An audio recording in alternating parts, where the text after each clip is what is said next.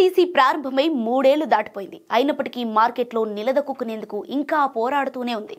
Amazon, Flipkart వంటి e commerce సంస్థల ఆధిపత్యం కొనసాగుతున్న తరుణంలో తన పర్ఫార్మెన్స్ ని మెరుగుపరుచుకునేందుకు ప్రయత్నాలు చేస్తోంది. అవేంటో ఇప్పుడు చూద్దాం. ఓఎన్డీసీకి full form open network for digital commerce. ఈ సంస్థ త్వరలో కేంద్ర సహకార మంత్రిత్వ శాఖతో చేతులు కలపనుంది. తద్వారా బిజినెస్ ను పెంచుకోనుంది. మార్కెట్లో తనను తాను నిరూపించుకోనుంది.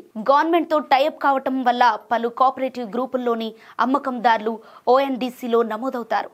ఓఎన్డీసీని department for promotion of industry and international trade DPIIT ప్రారంభించింది. ఈ-కామర్స్ కోసం public and open sourced network లాగా దీన్ని అందుబాటులోకి తెచ్చింది. మార్కెట్లో అమెజాన్, ఫ్లిప్కార్ట్ల డామినేషన్ కు చెక్ పెట్టడానికి ఓఎన్డీసీని రంగంలోకి దింపింది. చిన్న వ్యాపారాలను, చిన్న అమ్మకందారులను ప్రోత్సహించడం కోసం ప్లాట్ఫామ్ ఫీజును 0 చేసింది. టైర్ 2, టైర్ 3 నగరాల్లోని స్మాల్ అండ్ మీడియం సెల్లర్స్లను ఆన్ బోర్డ్ కావాలని ఆహ్వానించింది. ఓఎన్డీసీ వచ్చిన కొత్తలో బాగానే అనిపించింది. కానీ ఈ ఏడాది తొలి నాళ్లలో ఓఎన్డీసీ రిటైల్ ఆర్డర్లు 12 నెలల కనిష్టానికి పడిపోయాయి. ఏప్రిల్లో 4.3 మిలియన్ల ఆర్డర్లు రాగా అవి మే నెలలో 6.2% తగ్గి 4 మిలియన్లకు నమోదయ్యాయి.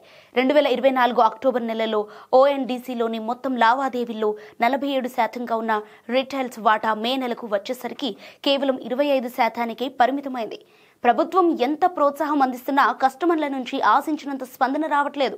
అంతేకాదు, ఈ ప్లాట్ఫామ్ యూజర్ ఫ్రెండ్లీగా లేదని, కస్టమర్ సర్వీస్ సైతం పూర్గా ఉందని ఫిర్యాదులు వెల్లువెత్తాయి.